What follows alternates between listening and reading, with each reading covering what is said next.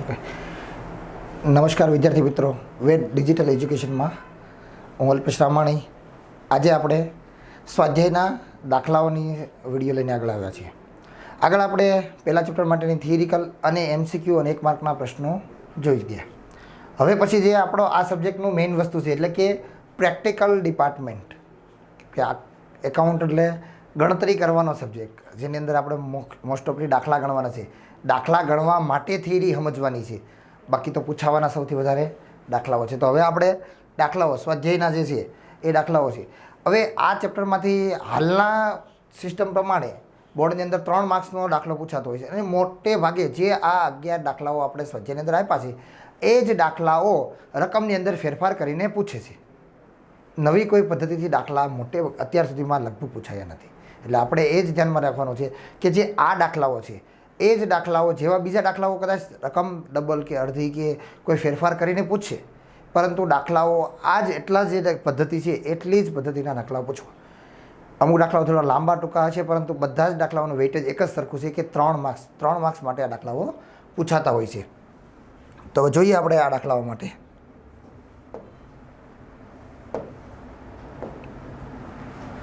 પહેલો દાખલો છે આપણો સ્વાધ્યાયનો કે એક ભાગીદારી પેઢીમાં દર મહિનાની અંતે એક સરખી રકમનો ઉપાડ કરે છે.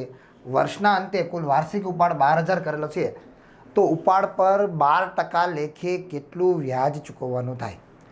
થોડી જે આપણી આગળની બાબતો છે તો તે સમજવાની આવશે, જ્યારે એ તમને થોડું ખાલી યાદ તાજું કરાવતા જશું, બાકી જે નવું આવતું જશે તે સમજવાનું છે.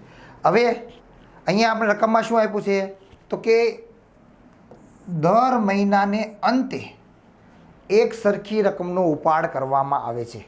તો આપણે વર્ષના કેટલા મહિના હોવાના છે? 12. કે દરેક જગ્યાએ આપણે વારંવાર મહિનાઓની ગણતરી કરવાની આવશે, અને જ્યારે મહિનાઓની ગણતરી કરવાની આવશે ત્યારે છેદમાં 12, એટલે કે 12 વર્ષના 12 મહિના હોવાના, એટલે કે મહિનાની વાત હોય તો આપણે જ્યારે વાર્ષિકમાં ફેરવવાની થાય ત્યારે એને 12 વડે ભાગાકાર કરવાનો થશે. તો વર્ષના કેટલા મહિના છે? 12. હવે 12 મહિના દરમિયાન ઉપાડ કેટલો કરવામાં આવેલો છે? 12,000 રૂપિયા. તો એક મહિનાના કેટલા? આ કેટલા મહિનાના છે તો કે 12 મહિનાના. તો પહેલો આપણે એક મહિનાનો ઉપાડ કેટલો છે તે શોધશું. બીજી વસ્તુ કે આ એક જ વખત જો ઉપાડ કર્યો હોય તો કોઈ પ્રશ્ન નથી, આપણે અગાઉ કરતા તેની જેમ જ ગઈ 50,000 રૂપિયા આપણે 6 મહિના માટે 10% લેખે વ્યાજે લીધા હોય તો આપણે એવું કરી કે 50,000 ગુણ્યા 10% 5,000 રૂપિયા, 6 મહિના એટલે ગુણ્યા 6 ભાગ્યા 12 2,500 રૂપિયા. તો સીધી ને સિમ્પલ વાત હતી. પરંતુ અહીંયા કેવું છે, અહીંયા આપણને એવું કીધું છે કે દર મહિનાની અંતે ઉપાડ કરે છે, એટલે કે 31 જાન્યુઆરી કર્યા છે, 28 29 ફેબ્રુઆરી કર્યા છે, ત્યાર પછી 31 માર્ચે કર્યા હોય, 30 એપ્રિલે કર્યા છે, એટલે કે મહિનાનો છેલ્લો દિવસ હોય ત્યારે એમણે ઉપાડ કરેલો છે. તો પહેલી વાત એ કે એક સાથે ઉપાડ કરેલો નથી, ઉપાડ કટકે કરેલો છે. તો આપણે દરેકની ગણતરી કરવા જઈએ તો બહુ લાંબુ થઈ જવાનું છે કે ભાઈ હાલો જાન્યુઆરી ઉપર જે રકમની ઉપાડ કર્યો છે એના પર 11 મહિનાનું વ્યાજ ગણીએ, એ આપણે સાઈડમાં મૂકીએ. પછી ફેબ્રુઆરી ઉપર જે કર્યું છે એના પર 10 મહિનાનું વ્યાજ થાય તો એ કરીએ એને સાઈડમાં મૂકીએ. એવું કરવા જઈએ તો બહુ લાંબુ થઈ જાય. તો એના માટે એક સાથે આપણે કરવાનું છે. કેવી રીતે? તો કે જે રકમ આપણે ક્યારે ઉપાડ કર્યો છે એ ખાસ શબ્દ મહત્ત્વનો છે. અહીંયા આપણે 2 શબ્દો આવશે, મહિનાની શરૂઆતમાં ઉપાડ કરે છે અથવા તો દર મહિનાની અંતે ઉપાડ કરે છે. જો દર મહિનાની શરૂઆતમાં ઉપાડ કરે તો એનો મતલબ એવો છે 1 જાન્યુઆરી, 1 ફેબ્રુઆરી, 1 માર્ચ, 1 એપ્રિલ, આ તારીખની અંદર ઉપાડ કરવામાં આવે છે. જો મહિનાની અંતે ઉપાડ કરે છે એવું કહેવામાં આવે તો 31 જાન્યુઆરી, 28 ફેબ્રુઆરી, 31 માર્ચ અને 30 ડિસેમ્બર, 30 એપ્રિલ, આવી રીતે છે 31 ડિસેમ્બર સુધી કરવામાં આવે છે, એવો મતલબ છે. હવે ક્યારે કરવામાં આવે છે એના પર આધારિત છે. તો અહીંયા વર્ષના દર મહિનાને અંતે ઉપાડ કરવામાં આવે છે. તો જાન્યુઆરી મહિનાની અંતે, એટલે કે 31 જાન્યુઆરીએ જ્યારે ઉપાડ કરેલો હોય તો વર્ષ પૂરું થવા માટે એમને કેટલો સમય બાકી રહે? તો 11 મહિના. તો પહેલાં જે ઉપાડ કર્યો છે એના પર એમને 11 મહિનાનું વ્યાજ દેવાનું, 11 મહિનાનું વ્યાજ ચૂકવવા, 11 મહિના પ્રમાણે વ્યાજ દેવાનું થાય છે, કેમ કે એ મહિને પૈસા એમને 11 મહિના વાપર્યા છે. ત્યાર પછી બીજો ઉપાડ એ છે ક્યારે કરે છે? 28 ફેબ્રુઆરી. તો જાન્યુઆરી ને ફેબ્રુઆરી એમ 2 મહિના પૂર્ણ થઈ ગયા છે, બાકી વર્ષના કેટલા મહિના રહેશે? 10. તો બીજા માટે 10 એમ છેક ડિસેમ્બર મહિનાની 31 ડિસેમ્બરે જ્યારે કરે તો એમને 31 ડિસેમ્બરે વ્યાજ કરે છે અને વર્ષ પૂરું થઈ ગયું છે તો એમને પછી છેલ્લા મહિના પર કાંઈ પણ વ્યાજ આપવાનું થતું નથી. તો આપણે સરવાળો કરવાનો છે કોનો? 11થી લઈને 0 સુધીનો. 11 વત્તા 10 વત્તા 9 વત્તા 8 વત્તા 7 વત્તા 6 5 4 3 2 1 અને 0. કારણ કે એટલું વ્યાજ ચૂકવવાનું કે કુલ 12 વખત ઉપાડ કર્યો છે, એ 12 વખતનો સરવાળો કરીએ તો આપણે આ બધાનો સરવાળો કરશું એટલે કેટલા થશે? 66 મહિના. તો કુલ આપણે કેટલા મહિનાનું વ્યાજ ચૂકવવાનું છે એમને? 66 મહિનાનું. પણ એ પૂરેપૂરા 12,000 ઉપર નથી ચૂકવવાનું, કારણ કે દર મહિને એ 12,000નો ઉપાડ નથી કરેલો, એમણે કુલ 12,000નો ઉપાડ કરેલો છે. આ દાખલામાં સમજવાનું જે વધારે છે, લખવાનું બહુ જ ઓછું છે. 2 થી 3 લીટીમાં દાખલો પતી જવાનો છે. હવે આપણે એ શરૂઆત કરીએ. તો પહેલાં શું કીધું છે આપણે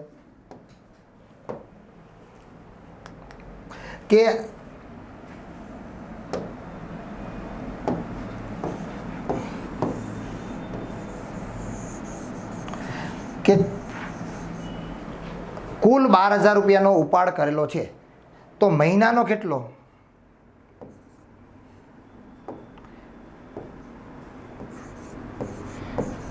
દર મહિને ઉપાડ કેટલો થશે? તો આખા વર્ષનો કેટલો કર્યો છે? 12,000 રૂપિયા. અને વર્ષના મહિના કેટલા હોવાના છે? 12. તો એમણે દર મહિને કેટલો ઉપાડ કર્યો છે? 1,000 રૂપિયાનો ઉપાડ કરેલો છે. તો દર મહિને એમણે 1,000 રૂપિયાનો ઉપાડ કરેલો છે.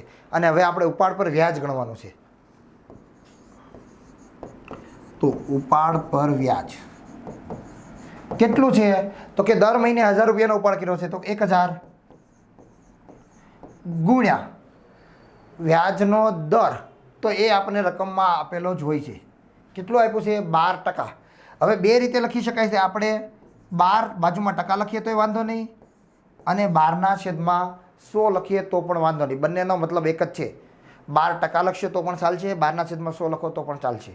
અત્યારે આપણે 12/100 લખ્યા છે, પણ ભવિષ્યમાં આગળ પછી દાખલામાં આપણે 12% લખીએ તો પણ મતલબ એ જ થવાનો છે. હવે એના પર કેટલું વ્યાજ ગણવાનું છે? તો આપણે બાજુમાં ગણતરી કરી હતી કે ભાઈ કેટલા મહિના થયા હતા આપણા? 66 મહિના. એ શા માટે? તો કે વર્ષના અંતે ઉપાડ કર્યો છે એટલા માટે. જો વર્ષની શરૂઆતમાં ઉપાડ કર્યો હોત તો પહેલા મહિને 12 મહિનાનું 12, 11, 10, 9, 8 અને છેલ્લે 1 મહિનાનું, તો એમનો સરવાળો 78 થાત. અને એ કેવી રીતે આવે છે એને યાદ નહીં રાખો તો પણ ચાલશે. વર્ષની શરૂઆતમાં હોય તો 78, દર મહિનાની શરૂઆતમાં હોય તો 78, અને દર મહિનાની અંતમાં હોય તો 66. તો અહીંયા આપણે 66 મહિના, અને એમાં પણ વર્ષના કેટલા મહિના હોય છે? તો કે દર વર્ષને 12 મહિના હોય છે, એટલે છેદમાં 12. હવે આના આપણે છેદ ઉડાડી દઈશું એટલે આપણને એનો જવાબ મળી જશે. છેદ ઉડાડશું તો 12ની સામે 12, 2 શૂન્યની સામે 2 શૂન્ય, તો આપણો જવાબ કેટલો થઈ જવાનો છે? 660 રૂપિયા. તો આપણો જવાબ કેટલો છે? 660 રૂપિયા. પરીક્ષા માટે આટલું જ લખવાનું છે. આ આપણા સમજવા માટેનો છે. જે મેં તમને ગણતરી કરીને સમજાવી હતી એ સમજવા માટે છે. એટલે જ્યારે દાખલો સમજવા માટે મહેનત કરવાની છે ત્યારે લખવાનું ઓછું છે, જેમાં લખવાનું વધારે છે એમાં મહેનત સમજવા માટે મહેનત ઓછી કરો. તો આ પહેલા દાખલા માટે જવાબ કેટલો થશે? તો કે વર્ષના અંતે એમનું વ્યાજ કેટલું ચૂકવવાનું થશે? 660 રૂપિયા. અને આપણે આ પ્રકારે એમને બોક્સમાં રાખવાની ટેવ રાખવાની છે, જે બોલપેનથી પણ કરીએ અને પેન્સિલથી પણ કરીએ તો પણ કોઈ વાંધો નથી. રેડી? તો જ્યારે જવાબ તો આવે ત્યારે એને આપણે ઇનબોક્સ કરી દેવાનો છે. તો પહેલા દાખલાનો જવાબ કેટલો છે? તો કે ભાઈ ભાગીદારે દર મહિનાની શરૂઆત અંતમાં સરખી રકમનો ઉપાડ કરેલો હતો અને કુલ ઉપાડ એમનો 12,000 હતો, તો એમને વર્ષના અંતે વ્યાજ 660 રૂપિયા ચૂકવવાનું થશે. આ આપણો પહેલો દાખલો પૂરો. હવે આપણે જોઈએ કે આપણો બીજો દાખલો છે. તો બીજો દાખલો આપણે જે જોગવાઈઓ સમજી ગયા છીએ એ બધી જોગવાઈઓનો એક પછી ઉપયોગ કરી અને આ દાખલાઓ બનાવવામાં આવ્યો છે. અને આ દાખલાઓમાં કરવાનું છે ને આનો આ જ ઉપયોગ આપણે આપણા પછીનું ચેપ્ટર વાર્ષિક હિસાબ ગણતી વખતે પણ આ બધાનો જ ઉપયોગ કરવાનો થશે. જ્યાં આ જોગવાઈઓ છે એ બધા જે ગણતરીઓ કરી છે એ બધી ગણતરીઓ ત્યાં આપણે કરવાની છે. અહીંયા આપણે શું કીધું છે? અમૃતા અને દિવ્યા એક ભાગીદારી પેઢીના ભાગીદારો છે. તેમનું મૂડીનું પ્રમાણ 3:2 છે. કોનું પ્રમાણ આપ્યું છે? મૂડીનું. આપણે કયું ધ્યાનમાં લઈએ છીએ? નફા નુકસાનનું પ્રમાણ. તો અહીંયા આપણને આપેલું છે મૂડીનું પ્રમાણ. એ આપણો શું ઉપયોગી છે? તો બિલકુલ ઉપયોગનું નથી. તો આ આપણા માટે નકામું છે. ફક્ત ને ફક્ત આપણને કન્ફ્યુઝ કરવા માટે આપવામાં આવેલું છે. 3/2 એ મૂડીનું પ્રમાણ છે. આપણે કોઈ પણ જગ્યાએ ઉપયોગ કરવાનો નથી. તો તરત આપણે પ્રશ્ન થાય પછી નફા નુકસાનનું પ્રમાણ તો દાખલામાં ક્યાંય આપેલું જ નથી. તો ક્યાંય પણ નફા નુકસાનનું પ્રમાણ ન આપેલું હોય તો આપણે ફરીવાર પાછો ભાગીદારી ખતપત્રની જોગવાઈ ન હોય ત્યારનો નિયમ યાદ કરશું. તો શું નિયમ છે? તો કે જ્યારે ભાગીદારી ખતપત્રમાં નફાની વહેંચણી અંગે કંઈ સૂચના ન હોય ત્યારે સરખે હિસ્સે નફા નુકસાન વહેંચવામાં આવે છે. તો અહીંયા આપણે કેવી રીતે એનું વેચવાનું છે? સરખે હિસ્સે. એટલે નફા નુકસાનનું પ્રમાણ 3/2 નથી, કેવું છે? 1/1, એટલે કે સરખે હિસ્સે છે. હવે આપણે શરૂઆત કરીએ. તો કીધું છે કે નફો બાદ કર્યા પછી 8% લેખે કમિશન આપવાનું છે. પણ 8% કેવી રીતે? તો કે બાદ કર્યા પછીના નફા પર. હવે અહીંયા કેવું આવશે કે ભાઈ પેઢીનો નફો થઈ ગયો, એમાંથી કમિશન બાદ કર્યું અને કમિશન બાદનો નફો. તો આ બંને માટે એક જ શબ્દ, સરખો શબ્દ છે નફો. પણ પહેલો કેવો છે? કમિશન બાદ કર્યા પછીનો છે અને કમિશન બાદ કર્યા પહેલાંનો છે.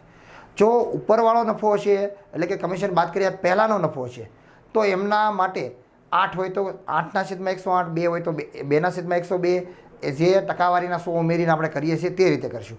અને જો નીચેવાળો નફો હશે ને એના પર કમિશન હશે તો સીધી આપણે ટકાવારી કરવાની છે. કયો નફો છે? તો કે કમિશન બાદનો નફો છે, એમાંથી કમિશન બાદ થાય એને પછીનો કમિશન બાદ કર્યા પછીનો નફો છે. જો નીચેવાળો નફો છે કમિશન બાદ કરેલો તો એના પર આપણે સીધા કરવાના છે. ઉપરવાળો નફો છે તો એને આપણે એની ઉપર 10 × 110 એવી રીતે 10/110 એવી રીતે કરીને કરવાનું થશે. તો અહીંયા આપણને કયો કીધો છે? તો કે કમિશન બાદ કર્યા પછીનો નફો છે ને ઉપરના પર ગણવાનો છે. કેટલો નફો છે પેઢીનો?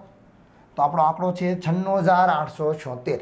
તો પહેલાં આપણે કમિશન ગણશું. કમિશન કેવી રીતે ગણશું? તો આપેલી રકમ કેટલી છે? નફો આપણો 96,876. કેવી રીતે ગુણાકાર કરવાનો છે? કેટલા ટકા છે? તો 8%. પણ કયા નફા પર છે? બાદ કર્યા પછીના નફા પર છે. આપેલો ઉપરનો નફો છે અને ગણતરી નીચેના નફા પર છે. ત્યારે આપણે શું ધ્યાનમાં લેવાનું છે? 8 હોય તો 108, 10 હોય તો છેદમાં 110, 50 હોય તો છેદમાં 150. જેટલા છે એટલા 100માં એડ કરી નીચે મૂકવાના છે. 100માં શા માટે એડ કરવાના છે? તો ટકાવારી આપણે 100 પર ગણતરી થતી હોય છે એટલા માટે. તો છેદમાં 108. 96,876 × 8 છેદમાં 108. આ આપણે કેલ્ક્યુલેટરમાં કરીએ તો કેટલા આવશે? 7,176 રૂપિયા. આ શું છે? આપણે અમૃતાને કમિશન આપવાનું છે તે. કેમ કે આપણો નફો થયો છે 96,876 અને આપણે ગણતરી કરેલી છે કેટલું આપવાનું છે? તો કે 8%. તો × 8/108 કરીએ એટલે આપણને એમને કમિશન આપવાનું મળશે 7,176 રૂપિયા. હવે આગળની ગણતરી કરવાની છે કે આપણે કમિશન આપી દઈશું તો આપણી પાસે કેટલા પૈસા વધશે? તો કમિશન બાદનો નફો. આપણે જે નફો થયો તો 96,000 રૂપિયાનો, પણ એમાં આપણે પહેલાં તો અમૃતાને કમિશન આપવાનું છે. તો આપણે નફામાંથી કમિશન બાદ કરીશું. 96,876 - 7,176. આપણો જે કુલ નફો થયો છે 96,876, પણ એમાં આપણે કમિશન આપવાનું છે એ આપણે એમાંથી બાદ કરી નાખશું. એટલે કેટલા આવશે? 89,700. આ આપણો પેઢીનો ખરેખર થયેલો નફો છે બંનેનો. હવે આ બંનેનો ભેગો છે તો હવે આપણે બંનેને છૂટા પાડવાના છે. તો કેટલો આવશે? તો આપણે પૂછ્યું છે કોનું? અમૃતાનું. હવે સરખે જો અલગ અલગ હિસ્સો તો આપણે બેયની અલગ અલગ ગણતરી થાય, પણ અહીંયા અમૃતાનો પૂછે છે પણ બંનેના સરખે હિસ્સે છે. કારણ કે પહેલું પ્રમાણ હતું એ મૂડી નહોતું, આપણે કેન્સલ કર્યું છે. પ્રમાણ કયું માન્ય રાખ્યું છે? નફા નુકસાનનું કયું પ્રમાણ માન્ય રાખ્યું છે? આપણે 1/1 જે આપણે સરખે હિસ્સે છે તે. તો તે જ આપણે ફક્ત એની અંદર માન્ય રાખી શકવાનું છે. તો એને આપણે સરખે હિસ્સે ફાળવવાના છે. તો 89,700 છે તો એમને આપણે સરખે હિસ્સે ફાળવવાના છે. તો અમૃતાનો નફો કેટલો આવશે? ને તો આપણા જે 89,700 રૂપિયા આવ્યા છે એના 2 સરખા ભાગ, કેમ કે સરખે હિસ્સે છે એટલે બંનેને સરખા જ આપવાના છે. આમના આપણે અડધા કરશું એટલે 44,850 રૂપિયા. જે આપણો અમૃતાના ભાગમાં આવતો નફો છે, આ મળ્યો છે આપણને અમૃતાનો નફો. પણ અમૃતાને કુલ કેટલા રૂપિયા મળશે આપણને એ પ્રશ્ન પૂછ્યો છે. તો અમૃતાને કુલ રકમ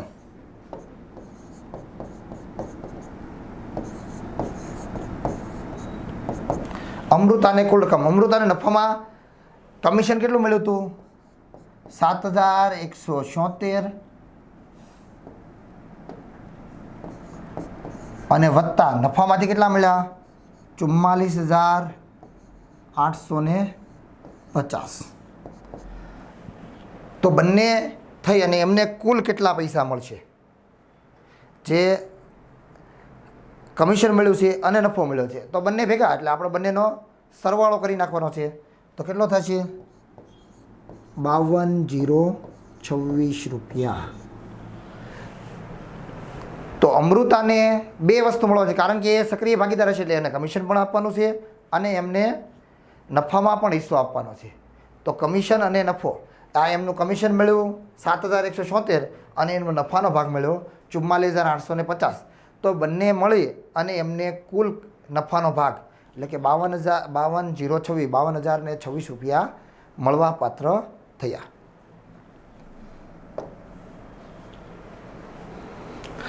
આગળનો આપણે જોઈએ ત્રીજો દાખલો.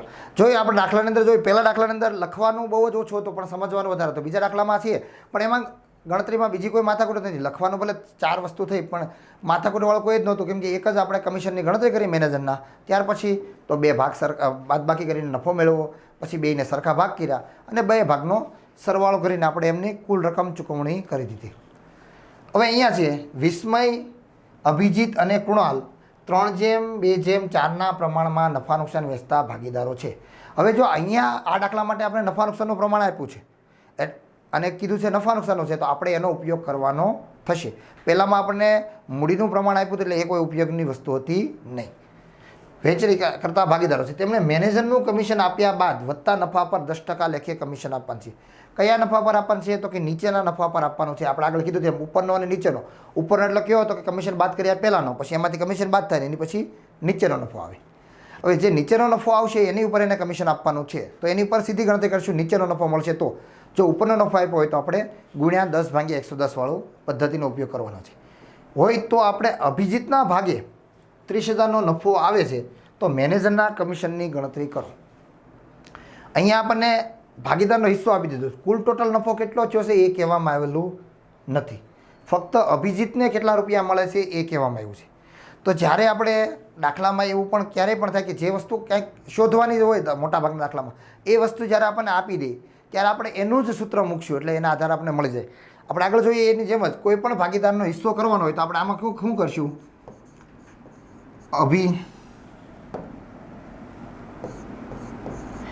અભિજીતનો હિસ્સો આપણને કેવી રીતે મળે? અભિજીતનો હિસ્સો કોઈ પણ દાખલો હોય એના માટે અભિજીતનો હિસ્સો શોધવો હોય તો કેવી રીતે કરવાનો? તો કે નફો પહેલો તો ચોખ્ખો નફો હોય એને ગુણ્યા અભિજીતનું પ્રમાણ. અભિજીતને કેટલો હિસ્સો કેટલો ભાગ મળે છે? તો નફા નુકસાનનું પ્રમાણ શું છે? 3:2:4. તો એમાં 3 લાઈન સરસ હોય. 3 કોના છે? અભિજીતના, વિસ્મયના છે. 2 અભિજીતના છે અને 4 છે કૃણાલના. 3:2:4 મતલબ પહેલા ભાગીદારને 3, બીજા ભાગીદારને 2 અને ત્રીજા ભાગીદારને 4 હિસ્સો મળે છે. તો હવે એમાંથી આપણો અભિજીતનો કેટલો છે? તો કે 2. અને 2 હિસ્સા આપવા માટે કુલ કેટલા હિસ્સા પાડવાના છે? તો અહીંયા આપણને આપ્યું છે 3:2:4 એટલે કે પહેલાને 3 આપવાના છે, બીજાને 2 આપવાના છે, ત્રીજાને 4 આપવાના છે. તો કુલ ટોટલ કેટલા આપવાના થશે આપણે? 9. તો નફાના કુલ ભાગ જે છે એ 9 ભાગ પાડવાના થાય છે, એટલે કે 2/9. આની આ જ વસ્તુ આપણને વિસ્મય માટે પૂછેલી હોય તો એ કેટલી છે? 3/9. અને આની જ બાબત કૃણાલ માટે પૂછેલી હોય તો એ છે 4/9. હવે આપણે આગળ જોઈએ તો જેની કિંમત છે એ આપણે મૂકશું એટલે નહીં હોય એની આપણે ઓટોમેટિક કિંમત મળી જશે. ગમે ત્યારે આપણે એ જ કરવાનું છે. સૂત્રો માટે જ્યાં જેની કિંમત છે એની મૂકશું, પછી સામેની બાજુ લઈ જવાનું એટલે ગુણાકારનો ભાગાકાર, ભાગાકારનો ગુણાકાર, સરવાળાની બાદબાકી એ પ્રમાણે ફેરવશું એટલે નહીં હોય એની કિંમત મળી જશે. અભિજીતનો હિસ્સો તો આપણને રકમમાં આપી દીધો છે. કેટલો આપ્યો છે અભિજીતનો હિસ્સો? કે ભાઈ એને 30,000 રૂપિયા મળશે, એ આપણે જવાબ આપી દીધો હતો. તો આપણે પહેલાં એને લઈ લઈશું 30,000. હવે ગુણ્યા આપણે જે પદ્ધતિ પ્રમાણે સામેની બાજુ લઈ જવાનો હોય તો 9 ક્યાં છે? છેદમાં. તો સામેની સાઈડ જાય તો ગુણાકારમાં, અને 2 ગુણાકારમાં છે તો સામેની બાજુ જશે એટલે કેવા થશે? ભાગાકારમાં. બરાબર નફો.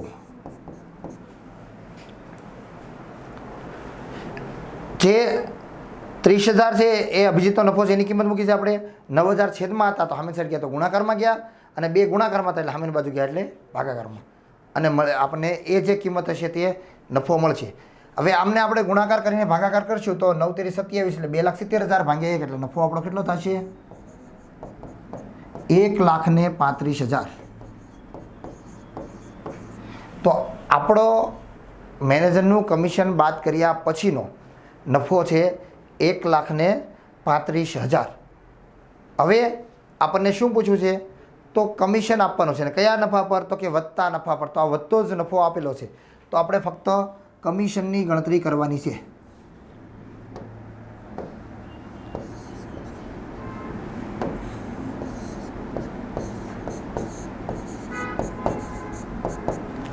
કેટલું અને કેવી રીતનું? તો ફિક્સ કીધેલું છે આપણને 10% લેખે આપવાનું છે. કોનું કમિશન છે? તો કે મેનેજરનું છે, ભાગીદારનું નથી. તો 1,35,000 આપણા જે છે 35,000 એમના પર 10% લેખે કમિશન આપવાનું છે. આગળ પણ મેં તમને વાત કરી હતી એમ 10% એટલે સીધા 10% લખીએ તોય વાંધો નહીં, અથવા તો 10/100 લખીએ તો પણ વાંધો નહીં. તો કેટલા થશે? 1,35,000ના 10% 13,500. તો ભાગીદાર વિસ્મય, અભિજીત અને કુણાલ માટે એમના જે મેનેજર છે એમને કમિશન કેટલું આપવામાં આવશે? 13,500નું કમિશન એમને આપવાનું થશે. અહીંયા આપણે શું કર્યું છે? તો કે હિસ્સામાં સામાન્ય રીતે દાખલો કેવો હોય તો કે નફામાંથી પહેલાં કમિશન બાદ થાય, પછી કમિશન બાદનો નફો મળે અને એમાંથી આપણે ભાગીદારને ફાળવીએ. અહીંયા આપણે ઉલટું આપી દીધું હતું, ફાળવણી આપી દીધી છે, એના પરથી આપણે નફો શોધો અને એના પરથી આપણે કમિશન શોધ્યું. અહીંયાથી સીધા જઈએ કે અહીંયાથી ઉલટા જઈએ એવી રીતનું છે. તો આપણને નીચેથી જે છેલ્લી રકમ આપી દીધી હતો ત્યાંથી આપણે ગણતરી કરીને આગળ આવ્યા, અને કેટલું મળ્યું આપણું મેનેજરનું કમિશન? 13,500. આગળ જોઈએ. રાજકુમાર, કૌશિક અને શર્માનું નફા નુકસાનનું પ્રમાણ 15/10/9 છે, અને તે જો વર્ષના અંતે પેઢીનો કુલ નફો 68,000 થયો હોય તો દરેક ભાગીદારને મળતો હિસ્સો શોધો. આ દાખલો સાવ સીધો અને સિમ્પલ, કોઈ પણ જાતની માથાકૂટ નહીં, દરેક ભાગીદારનો હિસ્સો શોધવાનો કીધો છે.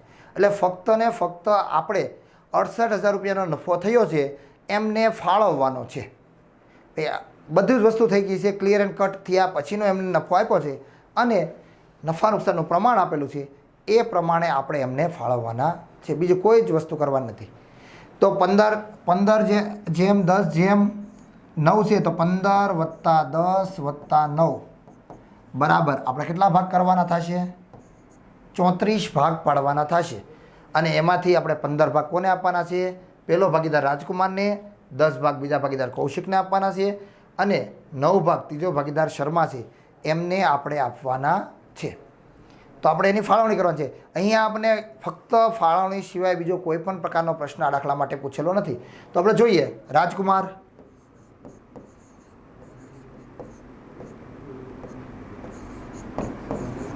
તો રાજકુમારનો કેટલો છે નફો? કેટલો છે કુલ ટોટલ નફો આપણો? તો કે 68,000 ગુણ્યા એમનો હિસ્સો કેટલો છે? તો કે 15. બીજો છે કૌશિક, તો એમનો હિસ્સો એમને પણ 68,000ના નફામાં જ વહેંચણી કરવાની છે, એટલે 68,000 ગુણ્યા એમનો હિસ્સો. અને ત્રીજો ભાગીદાર છે શર્મા, તો એમને પણ 68,000 ગુણ્યા એમનો હિસ્સો. તો કોનો કેટલો હિસ્સો છે? 15/10/9. એટલે આપણે પહેલાંને કેટલા ભાગ આપવાના છે? 15. કેટલા ભાગ કરવાના છે? કુલ 34. બીજાને કેટલા આપવાના છે? 10 કરવાના કેટલા છે? કુલ 34.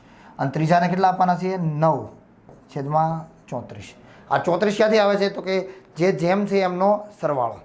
હવે આ ગણતરી આપણે આવી રીતે કરી શકીએ 68,000 ગુણ્યા 15/34, 68,000 ગુણ્યા 10/34, 68,000 ગુણ્યા 9/34 આ વસ્તુ.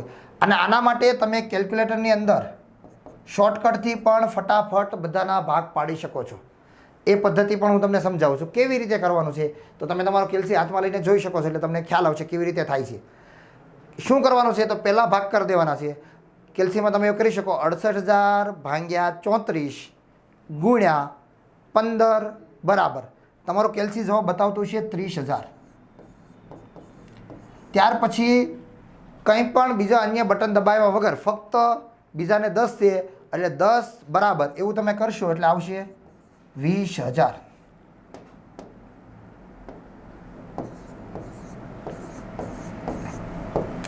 અને એવી જ રીતે બીજું કાંઈ પણ બટન દબાવ્યા વગર 9 બરાબર એટલે એમનો હિસ્સો પણ આવી જશે 18,000.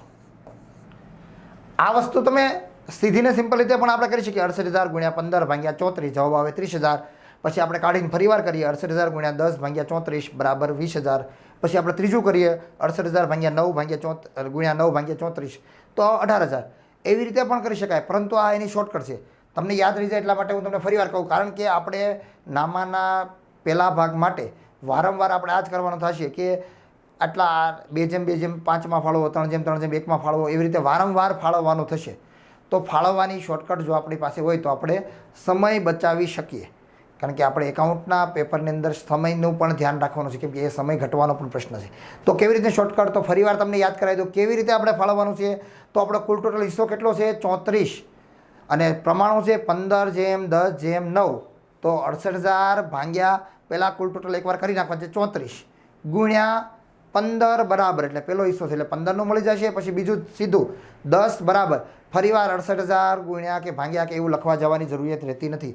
ફક્ત 10 બરાબર એટલે 10 ભાગ મળી જશે અને 9 બરાબર એટલે 9 ભાગ મળી જશે એટલે કે 30,000 20,000 અને 18,000 આવો હિસ્સો મળે. અને આમનું કુલ ટોટલ કરીએ તો એ પાછું ફરીવાર જે આપણી મૂળ રકમ હતી 68,000 તે ટોટલ 68,000 રૂપિયા થઈ ગયા છે. એટલે કે પેઢીનો નફો 68,000 રૂપિયાનો થયો. તેમાંથી 30,000 રૂપિયા આપણે પહેલા ભાગીદારને 20,000 બીજા ભાગીદારને અને 18,000 રૂપિયા ત્રીજા ભાગીદારને આપ્યા છે કારણ કે એ પ્રમાણ એમની પાસેનું નફા નુકસાનનું પ્રમાણ છે.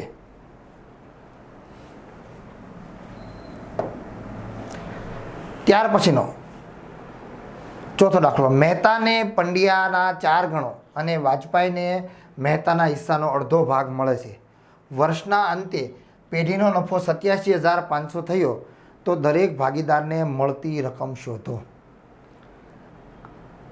આ દાખલાની અંદર ખાસ સમજવાનું છે અલગ અલગ રીતે ધારી અને આપણે કરવાનું છે.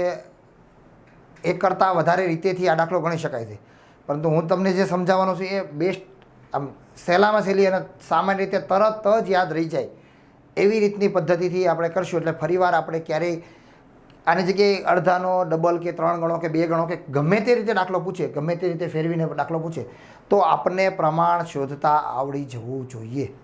એ કેવી રીતે કરવાનું છે જેનાથી કોઈ પણ પ્રમાણ કે 4 ગણા છે 5 ગણા છે 3 ગણા છે 2 ગણા છે અડધા છે ત્રીજા ભાગના છે 8મા ભાગના છે એવો કોઈ પણ પ્રકારનો પ્રશ્ન પૂછે તો તમને એક જ ઝટકે આવડી જાય કે એમાં કોઈ પણ તકલીફ ન પડે એવી પદ્ધતિથી આપણે એને કરવાનું છે. શું સૂચના આપેલી છે આપણને તો 3 ભાગીદારોની વાત કરી છે મહેતા પંડ્યા અને વાજપેયી પણ ત્રણેયનું સંયુક્ત પ્રમાણ આપણને આપ્યું નથી.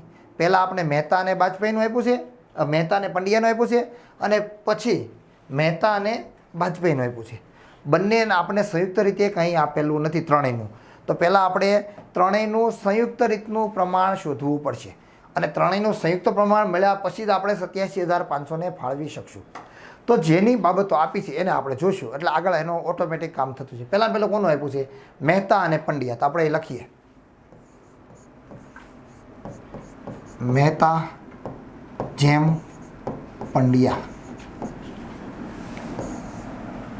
આ બાજુની વાત થઈ મહેતા અને પંડ્યાની. સામેની સાઈડ કોની વાત કરી છે મહેતાને પંડ્યા કરતાં 4 ગણો અને વાજપાઈને મહેતાનો અડધો હિસ્સો. તો અહીંયા કોની વાત કરી છે વાજપાઈ અને મહેતા.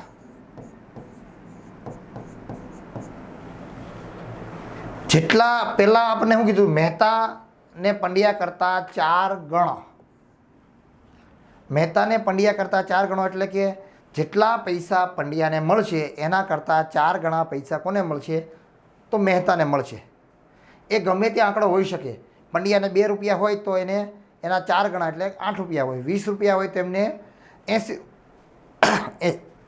80 રૂપિયા હોય. જેટલા છે એના 4 ગણા એમને મળે છે. તો આપણે ધારતી વખતે 1થી જ શરૂઆત રાખશું. એટલે પંડ્યાને જો 1 રૂપિયો મળતો હોય તો સામે મહેતાને કેટલા રૂપિયા મળે? તો અહીંયા સીધીને સિમ્પલ વાત છે. મહેતાને પંડ્યા કરતાં 4 ગણા કીધા છે. એટલે અહીંયા જે સંખ્યા લખીએ એના 4 ગણા અહીંયા લખવાના છે.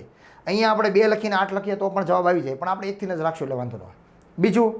બીજામાં આપણે શું કીધું છે? બાજપાઈને મહેતાના કરતાં કેવો હિસ્સો મળે છે? અડધો મળે છે. એટલે મહેતામાં આપણે જે સંખ્યા લખશું એના કરતાં અડધી સંખ્યા બાજપાઈમાં લખવાની છે. એનો મતલબ એવો થયો કે બાજપાઈમાં જે સંખ્યા લખશું એનાથી બમણી સંખ્યા આપણે કોની અંદર લખવાની છે? મહેતામાં લખવાની થશે. તો આપણે આની જેમ જ કરશું. બાજપાઈમાં કેટલા લખશું? 1. તો એનાથી બમણી લખવાની છે મહેતામાં. કારણ કે આપણે આપ્યું છે બાજપાઈને મહેતા કરતાં અડધું, તો આપણે ઊંધો વિચાર કરીએ તો શું થવાનું છે? તો કે મહેતાને ડબલ રૂપિયા મળે છે. કેટલા? તો કે જેટલા મળે છે એના બમણા. હવે જે છે એ જોવાનું થાય છે. જો આપણને સીધું પ્રમાણ નથી આપ્યું. અહીંયા સીધું આપણે એવું કીધું હતું મહેતા જેમ પંડ્યા કીધું છે, અહીંયા બાજપાઈ જેમ પંડ્યા કીધું છે. આપણે તો ત્રણેયનું સંયુક્ત જોઈએ છે કે ભાઈ મહેતા, પંડ્યા અને બાજપાઈને કુલ કેટલો હિસ્સો મળે છે એ આપણે જોઈએ છે. તો શું કરશું? તો બંનેમાં સમાન નામ કોનું છે આપણે એ જોવાનું છે અને એના આધારે આપણે કરવાનું થાય છે. તો બંનેમાં નામ કોણ સમાન છે? અહીંયા પણ મહેતા છે, અહીંયા પણ મહેતા છે. કોઈ એક વ્યક્તિ તો એવો જ હશે કે બંનેમાં સમાન થાય. તો આપણે કરવાનું શું છે? તો જે સમાન છે ને તેને સમાન કરવાના છે. તો કેવી રીતે કરવાના છે? અહીંયા આના કેટલા રૂપિયા છે? 4 અને અહીંયા આના કેટલા છે? 2. તો આપણે બહુ અગાઉથી કરતા આવીએ છીએ જેમ જ્યારે છેદ સમાન કરવાના હોય તો લસા લઈ અથવા તો ચોકડી ગુણાકાર કરીને કરી શકીએ. તો અહીંયા પણ આપણે 4 અને 2નો લસા લઈને પણ કરી શકીએ અને બંનેનો ચોકડી ગુણાકાર કરીને પણ કરી શકીએ. એટલે આપણે ચોકડી ગુણાકાર કરી દેવાનો છે એટલે સીધો કાંઈ પ્રશ્ન નહીં. અહીંયા 4 છે તો આ બંનેને 4 વડે ગુણી નાખવાના. અહીંયા 2 છે તો આ બંનેને 2 વડે ગુણી નાખવાના છે. તો હવે આને 2 વડે ગુણશું તો હવે આપણું નફા નુકસાનનું પ્રમાણ કયું થઈ જશે? તો 8/2 થશે અહીંયા પ્રમાણ.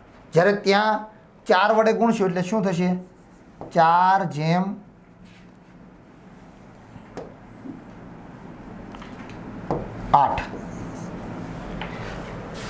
અહીંયા 4 છે એટલે આ બંનેને 4 વડે ગુણવાના છે. ત્યાં 2 છે એટલે આને બંનેને 2 વડે. આપણે જેમ છેદ હોય તો ચોકડી ગુણાકાર કરીએ છીએ, આનો છેદ સામેની સંખ્યા સાથે ગુણાકાર, આનો છેદ પહેલાંના ગુણાકાર, એવી જ રીતે અહીં કરવાનું છે. અહીંયા મહેતાના 2 રૂપિયા છે એને અહીંયા ગુણાકાર કરી નાખવાના. અહીંયા મહેતાના 4 રૂપિયા છે એટલે અહીંયા ગુણાકાર. હવે આ કરશું એટલે તમને જોવા મળશે કે બંને જગ્યાએ હવે મહેતાની રકમ સમાન થઈ ગઈ છે. જો પહેલાં મહેતાને એક જગ્યાએ 2 રૂપિયા હતા અને એક જગ્યાએ 4 રૂપિયા હતા, પણ હવે જુઓ તો બંને જગ્યાએ કેવું છે? અહીંયા મહેતાના 8 રૂપિયા છે, અહીંયા પણ મહેતાને 8 રૂપિયા જ છે. તો એનો મતલબ એવો થયો કે એ બંને જગ્યાએ સમાન થઈ ગયો. હવે આપણે ત્રણેયનું પ્રમાણ કરી શકશું. તો મહેતા જેમ પંડ્યા જેમ બાજપાઈ બરાબર. તો મહેતાને કેટલા રૂપિયા મળે છે? અહીંયા જોશો કે ત્યાં જોશો બંને જગ્યાએ સમાન જ આંકડો છે. કેટલા છે? 8. પંડ્યાને અહીંયા પણ 1 છે, ત્યાં સામેની સાઈડમાં પંડ્યા છે જ નહીં એટલે પંડ્યાને 2 છે તો એ 2. અને બાજપાઈને તો ત્યાં બાજપાઈમાં કેટલા છે? 4.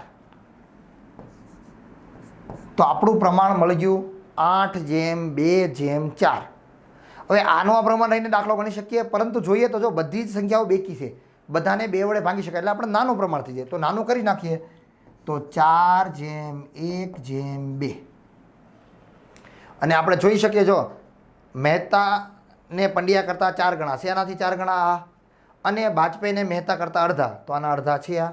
બંને વસ્તુ સાચી થઈ જવાની છે. તો 4/1/2 એ નફા નુકસાનનું પ્રમાણ આપણને મળી ગયું છે. અગાઉના દાખલાની અંદર આપણે નફા નુકસાનનું પ્રમાણ આપતા હતા અને આપણે નફો શોધતા હતા. અહીંયા આપણે નફા નુકસાનનું પ્રમાણ પહેલાં શોધ્યું છે અને હવે આપણે નફોની ફાળવણી કરવાની છે. તો હવે નફાની ફાળવણી કરવી એ કંઈ આગળની બહુ મોટી વાત નથી, કારણ કે આગળ આપણે શીખી ગયા છીએ અને એની શોર્ટકટ પણ મેં તમને કીધી આગળ. તો મહેતા માટે કેમ કરશું આપણે? મહેતા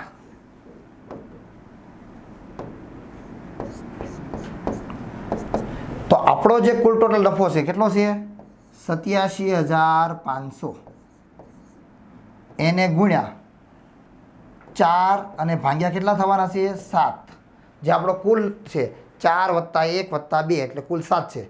તો આ આપણે 87,500 ગુણ્યા 4 ભાગ્યા 7 એટલે આપણો નફો આવશે એમનો 50,000. જ્યારે પંડ્યા માટે તો આની આ જ પ્રક્રિયા ફરીવાર આપણે કરવાની છે. 87,500 ગુણ્યા તો એમનો હિસ્સો કેટલો છે 1, તો 1/7. જે 87,500 છે એને ગુણ્યા 1 એટલે કે 1ની તો કોઈ ફેર પડવા નથી, ભાગ્યા 7 તો એમને હિસ્સો મળશે 12,500. અને છેલ્લો ભાગીદાર છે આપણો એટલે કે બાજપાઈ, એમને પણ આ જ રીતથી આપણે કરવાનો છે. કેટલા છે તો આપણો નફો છે 87,500 ગુણ્યા એમનો હિસ્સો છે 2, તો 2/7 તો એમને મળશે 25,000. તો આ એમની નફાની ફાળવણી છે 50,000, 12,500 અને 25,000. જે એમનો આપણને રકમમાં કહેવામાં આવેલ હતું એ પ્રમાણે થઈ ચૂક્યું છે. ચેક પણ આપણે કરી શકશું કે મહેતાને પંડ્યા કરતાં 4 ગણા, તો અહીંયાથી આનાથી 4 ગણા થયા, અને વાજપેયીને આનાથી અડધા, તો 50,000ના અડધા અહીંયા 25,000 પણ આપેલા છે. તો તે પણ સામે જોઈ શકાય છે.